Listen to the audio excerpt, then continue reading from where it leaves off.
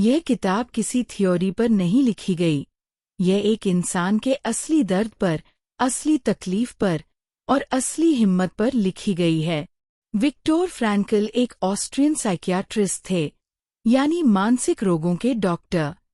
वो एक यहूदी परिवार से थे और दूसरे विश्व युद्ध के दौरान नाज़ी जर्मनी ने उन्हें और उनके पूरे परिवार को कॉन्सेंट्रेशन कैंप्स में डाल दिया। वहाँ हर दिन मौत का डर था, भूख थी, अपमान था, दर्द था। लेकिन इन्हीं हालातों में विक्टोर फ्रैंकल ने एक ऐसी बात खोजी जिसने उनकी जान बचाई, और वो थी जिंदगी का मतलब। पहला और सबसे गहरा सबक है, जब तक इंसान के पास जीने का कारण है, वो किसी भी हाल में जी सकता है। विक्टोर फ्रैंकल ने देखा कि कॉन्सेंट्रेशन कैंप में जो लोग टूट गए और मर गए, वो लोग नहीं थे जो शारीरिक रूप से कमजोर थे। वो लोग थे जिन्होंने जीने का कारण खो दिया था। और जो लोग बचे, वो थे जिनके मन में एक उद्देश्य था। कोई अपने बच्चे के लिए जी रहा था, कोई अपनी किताब पूरी करने के लिए, कोई अपने किसी प्रिय को दोबारा देखने के लिए। जब पर्पस होता है तो इंसान किसी भी तकलीफ को सह सकता है। दूसरा सबक है, सफरिंग यानी तकलीफ को अवॉइड नहीं किया जा सकता, लेकिन उसका मीनिंग जरूर चुना जा सकता है। विक्टोर फ्रैंकल कहते हैं कि जिंदगी में दर्द आएगा, ये तय है। कोई रिश्ता टूटेगा, कोई नौकरी जाएगी, कोई बीमारी आएगी। लेकिन आपके पास हमेशा एक चॉइस होती है, उस दर्द को कैसे देखना है। क्या आप उसे एक कर्ज मानोगे या एक लेसन? क्या आप उसमें डूबोगे या उससे कुछ सीखोगे? ये चॉइस, यह फ्रीडम, आपसे कोई नहीं छीन सकता। विक्टोर कहते हैं, स्टिम्युलस और रिस्पॉन्स के बीच एक स्पेस होता है, और उस स्पेस में आपकी फ्रीडम है।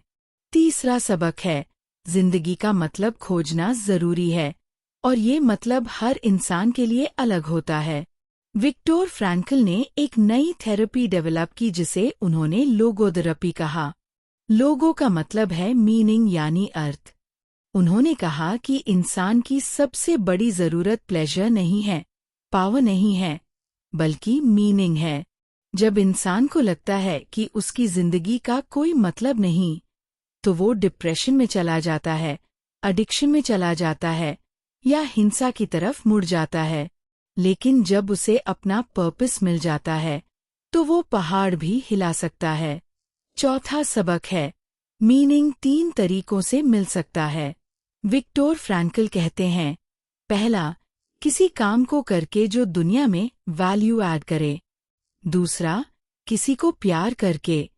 जब आप किसी से गहरा प्रेम करते हो तो जिंदगी मीनिंगफुल लगती है। और तीसरा, तकलीफ में भी डिग्निटी के साथ खड़े रहकर। जब आप किसी अनअवॉइडेबल सफरिंग को बहादुरी से फेस करते हो, तो उसमें भी एक गहरा मीनिंग होता है। पांचवा सबक है, खुशी को डायरेक्टली नहीं ढूंढा जा सकता। विक्टोर फ्रैंकल कहते हैं कि जो लोग सिर्फ खुश रहने की कोशिश करते हैं, वो अक्सर और अनहैप्पी हो जाते हैं। खुशी एक बाय प्रोडक्ट है। जब आप किसी मीनिंगफुल काम में लग जाते हो, किसी से प्यार करते हो, किसी की मदद करते हो, तो खुशी अपने आप आती है। खुशी को चेस मत करो, मीनिंग को चेस करो, खुशी पीछे पीछे आएगी। छठा सबक है, इंसान की आखिरी फ्रीडम उसका एटीट्यूड है। विक्टोर फ्रैंकल ने कॉन्सेंट्रेशन कैंप में सब कुछ खो दिया, घर, परिवार, आजादी, सब कुछ। लेकिन एक चीज जो नाजी उनसे नहीं छीन सके, वो थी उनका एटीट्यूड। वो यह चूज कर सकते थे कि इस तकलीफ को कैसे फेस करना है, और यही रियलाइजेशन उनकी सबसे बड़ी ताकत बनी।